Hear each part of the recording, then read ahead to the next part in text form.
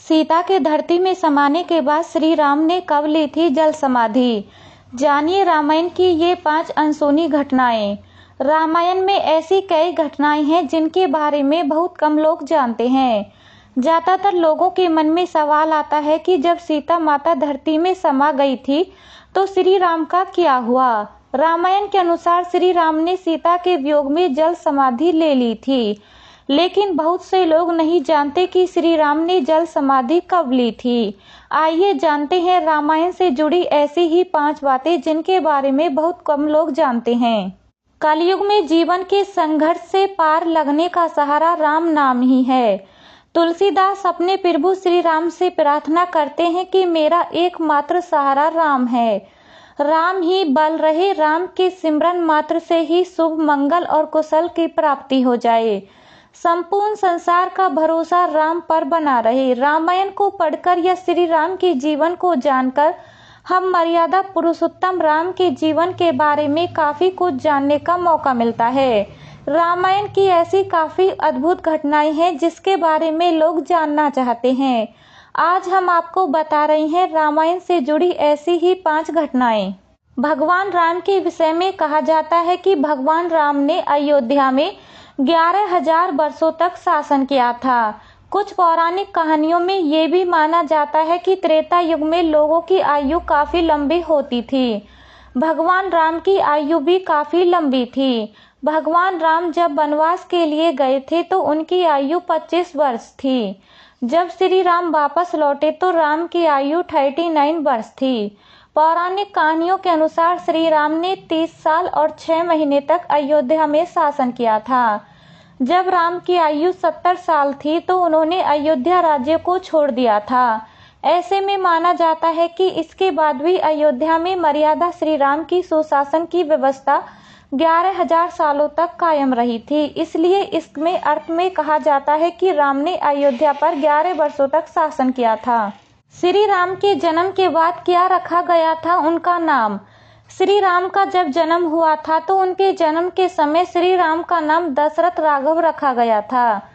इसके बाद नामकरण संस्कार के समय श्री राम का नाम रघु राजवंश के गुरु महर्षि वशिष्ठ ने राम रख दिया। जब राजा दशरथ ने महर्षि वशिष्ठ से राम नाम का अर्थ पूछा तो महर्षि वशिष्ठ ने बताया, राम नाम का अर्थ बताया, पूरे ब्रह्मांड में निहित या रमा हुआ तत्व अर्थात स्वयं ब्रह्मा। श्री राम की बहन शांता को कौशल्या की बहन को सौंप दिया गया था। श्री राम की बहन का नाम शांता था। दक्षिण भारत की रामायण के अनुसार श्री राम की बहन शांता को राजा दशरथ ने अंग देश के राजा रोमपद को सौंप दिया था। असल में राजा रोमपद की शादी रानी कौशल्या की बहन से हुई थी। दोनों दंपति निसंतान थे। जब राजा रोमपद अपनी रानी के साथ अयोध्या आए तो उन्होंने अपने दुख का कारण राजा दशरथ को बताया। ये सुनकर देवी कौशल्या और राजा दशरथ बहुत दुखी हुए। उन्होंने अपनी कन्या शांता को राजा रोमपद को सौंप दी। सीता के धरती में समाने के बाद राम ने ली थी जल समाधि। रामायण में इस प्रसंग का वर्णन भी मिलता है कि सीता माता भूमि माता की बेटी थी। जब सीता अयोध्या वापस लौटी तो अपने जीवन के दुखांत बताते बताते देवी सीता रो पड़ी और धरती में समा गई। माता सीता को धरती में समाया हुआ देखकर श्री राम दुख की वजह से विलाप करने लगे। उन्होंने धरती माता से वापस सीता को लौटाने के लिए कहा, लेकिन धरती की ओर से कोई उत्तर नहीं मिला।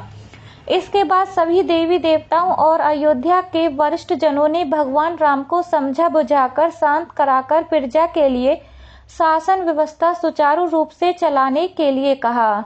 भगवान राम ने 70 की उम्र तक शासन चलाया और इसके बाद राम ने सरयू नदी में जल समाधि लेकर पृथ्वी लोक का परित्याग किया था।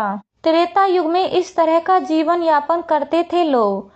श्री राम के राम राज्य के बारे में ईमानदारी और मर्यादा के अलावा भी और भी विशेषताएं थीं। जैसे श्री राम के राज्य में सभी लोगों को वेदों का ज्ञान था। लोग नैतिकता को सबसे ऊपर मानते थे। इसके अलावा भी कई तरह की ऐसी चीजें थी जिनका आविष्कार आधुनिक युग में माना जाता है। पानी पर विशेष तरह की नाव चला करती थी। दूर की चीजों को देखने के लिए दूरबीन हुआ करती थी। इसके अलावा लोग तांबे, पीतल और चांदी के बर्तनों का इस्तेमाल करते थे। और अधिक जानकारी के लिए हमारे चैनल को लाइक, शेयर, सब्सक्राइब जरूर कीजिए।